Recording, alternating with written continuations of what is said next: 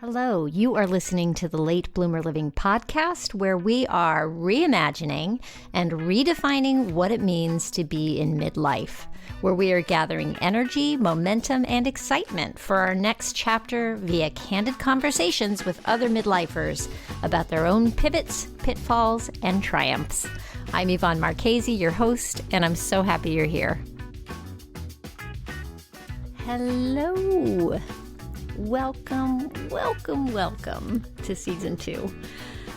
I took 3 weeks off the podcast while I was out west visiting family, as some of you or most of you may know. Oh, it was fabulous, I have to say. We spent time with my brother and some other loved ones in Denver. We did some hiking around Red Rocks. We drove up Mount Evans to the 14,000-foot peak, complete with crazy switchbacks, no guardrails, and some breathtaking views. Oh my gosh, including sighting a mama and a baby couple of white mountain goats grazing by the side of the road up above the tree line. Oh my gosh, it was amazing. We then drove through Taos, New Mexico with an overnight there and got to go horseback riding through Carson National Forest.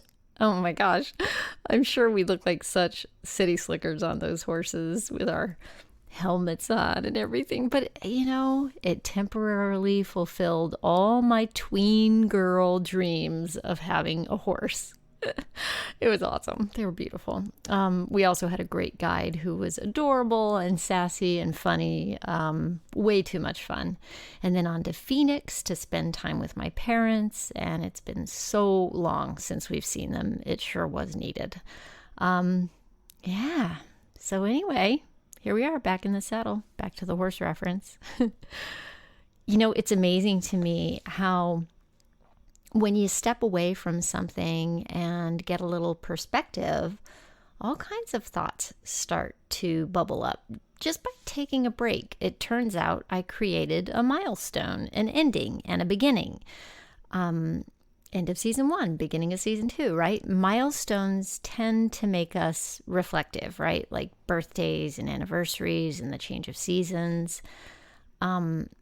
Funny enough, this first episode of season 2 is fitting in nicely with the beginning of a new school year. I mean, is it just me, or does fall always make you think of the start of a new school year? Doesn't it send you right back? I remember being so excited to wear my new fall clothes and sweaters. But dudes, I grew up in the desert and it was still too hot for all that. Anyway, I digress. I guess what I'm trying to say is that I'm just tickled and excited, and yes, even nervous to be back. I'm so excited about all the goodies I have planned that are coming your way. As I've been approaching the beginning of the second season of the podcast, I've been thinking about what I might do to make it better, to go deeper, to serve you better. I started this podcast because I wanted to tell stories via interviews that would inspire you to see possibilities for yourself in midlife as you move forward into your next era. Now, I want to talk about where the rubber meets the road. This season, I'm going to dig a little deeper into how we can move forward in this later stage of our lives when the ruts of our well-worn habits are oh so deep. I'm going to continue to tell stories through the interviews, of course, but I'm also going to be looking for ways to talk about the tools that we can use to move ourselves forward. I want to go beyond inspiration to empowerment, and I want to thoughtfully connect you to tools that you can use to make a real difference in your life. I want to be clear.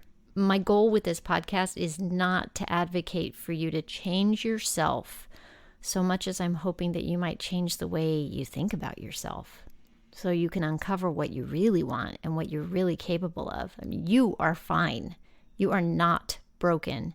You're amazing already. My goal with this podcast is to encourage you to keep trying to live your very best life. I think what happens all too often when we get to a certain age is that there's a tendency to resign ourselves to the idea that what we've experienced in the past is all there is. That is who we are, and it's too late to change. Same as it ever was, same as it ever was. Like that refrain from the Talking Heads song, Once in a Lifetime. This is not my beautiful house. This is not my beautiful car. Same as it ever was. Anyway, having done the podcast for a year, I've done a lot of reading and research about midlife and aging. I've come to realize how embedded the idea of anti-aging is in our society. I mean, just look at commercials and magazine advertisements. Really, it's anti-aging this, anti-aging that. Ageism is real, and I believe it's holding us back from our true potential. Not only are older people discriminated against in the workplace and generally in society, but it's so embedded in our thoughts that we're ageist to ourselves. We hold ourselves back from trying new things because we think it's too late. We tell ourselves things like, I'm so old. And that thought translates into limiting ourselves.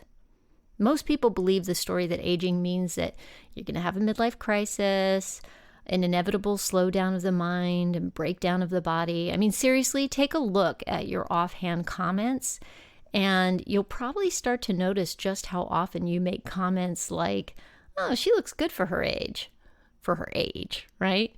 Or making jokes about how old people can't use technology. I'm with you. I can't tell you how many times I've complained about having a senior moment when I can't think of a word or I forget where I left my phone, which is all the time. But I'm challenging myself to notice when I do that, when I have those thoughts, and change my language, because I believe language is so important. Over the course of this past year, I've come to realize that midlife is truly a time filled with opportunity. The opportunity to get in touch with who you really are and what you really want and take charge of where you're going from here. But that means letting go of the story that it's too late. It seems like all the signals are telling us to step aside and fade into the background. I'm ready to shake up that story. I want to live in a world where it's normal for older people to be actively living and contributing, where we all see ourselves as having increased value and purpose as we age, instead of disappearing and becoming invisible, or worse, a burden. I want to live in a world where we all see that it's possible to keep learning and contributing for as long as we want. One of my heroes, Brené Brown, she was recently on Simon Sinek's podcast, which is called A Bit of Optimism. And they were talking about what it takes to start a movement. That's a great conversation. They're very funny, and I'll be sure to link to it in the show notes. During the conversation, they talk about why humans have a tendency to focus on the pain we experience versus focusing on the positive feelings. And Brené points out that it's just how we're wired. We're hardwired for survival. So the brain's interest in positive feelings isn't as great as it is in what threatens us. So our brain's default mode is to pay attention to those threats so that we can protect ourselves. But she points out that that doesn't mean that we can't nurture the brain to focus on positive emotions. Here's a quote from the conversation. She says, "Positive emotion requires more complex thinking. It requires reality checking some of the emotional feelings that we're having." It's that whole idea of, your thoughts aren't facts. You got to stop and check yourself every now and again. That's exactly what I want to explore this season, is how can we nurture our ability to focus on what's possible within us instead of focusing on our past failures and our aches and pains? How might we be able to use a growth mindset to surprise ourselves? If you want to know the one thing that's made the biggest difference in my life, it's getting up early to meditate and exercise every day. I guess that's officially two things. If you've been listening a while, you've probably heard me say this before. And I know some of you are like, well, goody for you, but no, thank you. Not for me. I'm already exhausted and you think I should get up earlier? Or, I'm not a morning person. Listen, I get it. If you had told me 5 years ago that I'd be getting up 30 minutes to an hour before everyone else in the house, I wouldn't have believed you. I was a confirmed night owl, first of all. I was doing lots of photo editing at night, and, I equated early mornings with suffering. Oh, big suffering. I would hit the snooze button over and over, and then the morning would be a hot mess because I'd started off, running late. I'd starting off the day just feeling totally out of control and exhausted and scrambling to get the kids out the door to school. I was frustrated with them for not moving more quickly, and then I'd find myself yelling at them to get them moving, and then end up angry and frustrated with myself because I was supposed to be the adult, not the one having a tantrum. And I'd feel terrible about yelling at them. I was constantly wondering why adulting was so hard and wondering when I'd get it together. Feeling like a failure and just out of control with my emotions and wondering why everyone else seemed to have it all figured out. I mean, does that sound at all familiar to you? I mean, really, if we take everyone's Facebook feeds at face value, everyone else seems to be rocking this thing called life.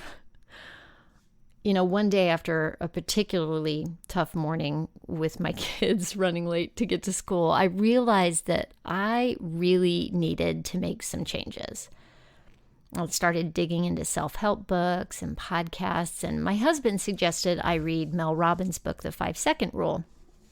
And boy, oh boy, did that one hit the mark for me. I totally related to her story. She also had issues with her snooze button, by the way.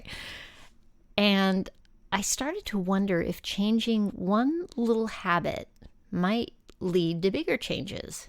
So I decided to commit to 30 days of getting up early so I could exercise and meditate. No excuses, So I set the alarm across the room so I'd have to get up and put my feet on the floor to turn off the alarm. That made a huge difference because once my feet were on the floor, I had cleared the biggest hurdle. And I got to tell you, I won't say it was easy. Truly, it completely sucked at first. But after a couple of weeks, I realized that I was feeling better and I had way more energy. In fact, getting up early began to feel like a gift I was giving myself. I was giving myself time to get in touch with my thoughts before the demands of the day ran away with me. It turns out that daily meditation and exercise, for me, that's yoga and walking for the most part, that helps me to tune in to what's possible for the day. After a while, I started to feel more confident in myself simply because I was honoring a commitment I'd made. I started to feel stronger. I started to feel like I could do hard things and that I could handle daily challenges. And here's what's really cool. I started to feel hopeful about my future in a way that I hadn't since my 20s. Now, do you need to get up early? I don't know. If you find that exercising later in the day works for you, awesome. But for me, if I don't do it first, it's most likely not going to happen. Before I know it, I'm putting out fires and the day gets away with me. And also, total bonus, by getting it done early, I get a sense of accomplishment and an energy boost that I get to carry with me throughout the day. So again, I don't know that you need to get up early, but those are the benefits I've experienced. What I do know is that we need to keep moving our bodies if we want to keep moving our bodies. It's that old use it or lose it thing. So much of the reading I've been doing from many different sources indicates that the choices that we make now are going to make a huge difference in our health 10, 20, 30 years from now. I remember talking to Alan Meisner early on in the podcast. I'll put a link in the show notes to that episode. It was really early on. Anyway, Alan is a fitness coach for people over 40. It's a 40 plus fitness is his thing if you want to look him up. Very cool guy. Good story too. A couple of things that he said really stuck with me. He talked about commitment, how we wouldn't leave our spouse stranded at the airport if we'd committed to picking them up, and that we need to make that same type of unshakable commitment to ourselves when it comes to regularly exercising. And I remember him saying that his big goal was to be able to wipe his own butt when he's really old. Now, I'm sorry if that's indelicate, but honestly, it's a goal I share. I want to be as healthy in mind as body for as long as I possibly can. Honestly, I really don't care how long I live. I just want to be as healthy as I can right up to the end. And studies have shown that regular exercise is one of the key elements for maintaining our brain health. It's something about oxygen to the brain helping to keep the plaques from forming that are the cause of Alzheimer's and dementia, I think. I'm probably butchering something in there, and I'm terrible about being able to cite studies that have been done, but I will say that there's a fantastic book very high on my recommended reading list. It's by Barbara Bradley Haggerty, and the book is called Life Reimagined: The Science, Art, and Opportunity of Midlife. The book mixes Barbara's personal story of her midlife challenges with deep research that she did about midlife and aging, and she cites several studies in her book. I also had a great opportunity to talk to Barbara on the podcast last year, so I'll put that link in the show notes for you also, along with a link to her book. So anyway, I've come to realize that the choices that we make right now in midlife, they can help us to stay sharp and minimize disease as we age. So I really want to encourage you to start from wherever you are. Forget about any past failures and just start from here, today. Oh, okay. Enough of that soapbox. And on to my next soapbox. Meditating every day. For me, it's been life-changing, not because it fixes everything. It's not a silver bullet, but again, it's time to check in with myself every day. It's time that I take to do that, time to take notice of my thoughts, to notice what's bothering me, to pay attention to how my thoughts make me feel, to look at those thoughts and try to discern if those thoughts are serving me. Most of the time, we go through life on autopilot with millions of subconscious thoughts that are holding us back, trying to keep us safe. I mean, that can be helpful sometimes. It's that wiring again, right? But when we aren't aware of our thoughts and how those thoughts make us feel, and subsequently how they then affect the actions we take, then we can't assess if the thoughts are helpful or harmful, right? How do you assess something when you aren't even aware of it? When we aren't aware of our thoughts, then we're at the mercy of them. They're just running like an automatic program, keeping everything the same, building a case to prove what we already think. To link us to our past experience and build a future based on that past instead of a future with new and fresh possibilities. Now, maybe meditating isn't your thing, but have you tried it? Have you tried it more than a few times? Have you ever committed to a regular routine? See, I dabbled with it for years before I was able to make it a regular part of my life. I'd do it for a few days and then I'd lose track. And I always felt like there was something there, but, life got in the way. And when it came down to it, I really just wasn't committed. Maybe you've tried it a few times and you felt restless, or you didn't feel like you were doing it right.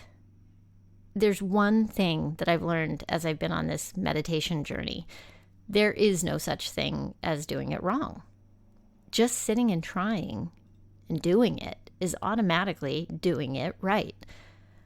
Also, I want to be clear that there are days when I feel like I had a great meditation session, and there are days when it just feels frustrating because maybe I'm mad about something or sad about something or feeling really high anxiety or exhaustion and I can't seem to shake it. I find that I always want to feel blissed out after a meditation, but that really isn't the point. The point is the daily practice. It's simply to sit and notice your thoughts every day. So I want to challenge you to give it 30 days. There's so many good apps you can use to help you with guided meditations. I use 10% Happier, and the app. And no, I'm not getting paid to promote them. I just really like the app. And I've found it to be helpful as I learn to meditate. I like the guided thing, Also, I like that they aren't promising too much. 10% happier. Okay, I can buy that. I've also heard that a lot of people like Headspace. Also, Deepak Chopra works a lot for a lot of people.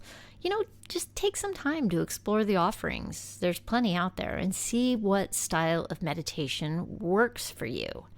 If you give it a good shot and it just isn't your bag, well, there are other ways to get in touch with your thoughts. You could try journaling. I try to incorporate into my mornings, but honestly, it tends to be the thing that I forget to do if my schedule gets a little crazy. That said, when I do manage to journal regularly, I find that I'm able to clarify my thoughts in a way that is tangible. And I love being able to go back and look at my writing, and that's when I start to see patterns, which is kind of cool. So anyway, I have to say I'm feeling a little like a bossy pants here. Really, I'm just telling you that these things have worked for me, and I hope you'll give them a try. Like, really give them a try. Give it 30 days. You can do anything for 30 days. I read somewhere that it takes 30 days to establish new habits. That's why I'm suggesting that. I can't guarantee that's true, but it definitely worked for me. Oh boy, I hope I haven't bored you with my rant. I get excited about these things, and I hope that by sharing what's worked for me, you might find a nugget for yourself in there somewhere. So, let's talk about what's coming up.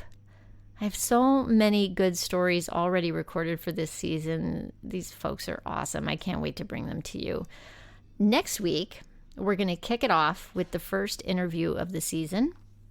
You can tune in to hear from Kat Corchado, who is a 20-year Air Force veteran and Pilates instructor who launched a podcast at the age of 63 called Sisters in Service. What she does is highlight the stories of female veterans, and her mission is to give voice and information to women veterans who might be feeling lost and overwhelmed as they transition into civilian life. I don't know about you, but I've been thinking a lot about our military men and women as we all grieve the lives lost in Afghanistan recently. I spoke to her, way back in July, so we won't be talking about current events in the interview, but I just thought this would be a timely offering. I can't wait for you to hear Kat's story about her own transition from military to civilian life, so be sure to join me next week. I guess that's about it. Hey, if you enjoyed today's episode, please take a moment to share it with a friend and leave a review or rating so other people can find their way here. Yeah, that's it. I'm so excited. Thank you guys for coming back for season 2. Woohoo! Thank you so much for listening. I hope you have a fantastic week. Stay safe and well. Talk soon.